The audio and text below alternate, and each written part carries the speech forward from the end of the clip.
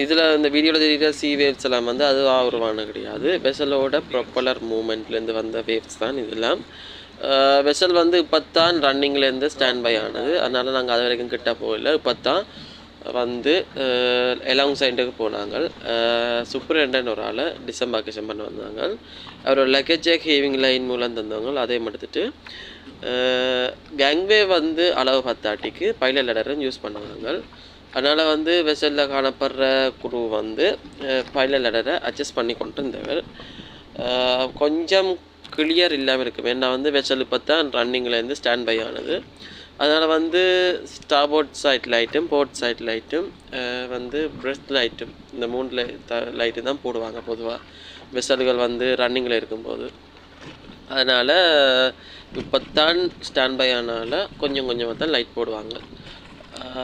நாங்கள் சூப்பரண்டனை வந்து pilot ladder மூலம் டிசம்பார்கேஷன் பண்ணிவிட்டு இன்றைக்கான சப்ளைஸ் முடிஞ்சுது. இன்றைக்கு ஒன்று தான். மீண்டும் அடுத்த வீடியோவில் சந்திக்கிறேன். பாய் பாய்.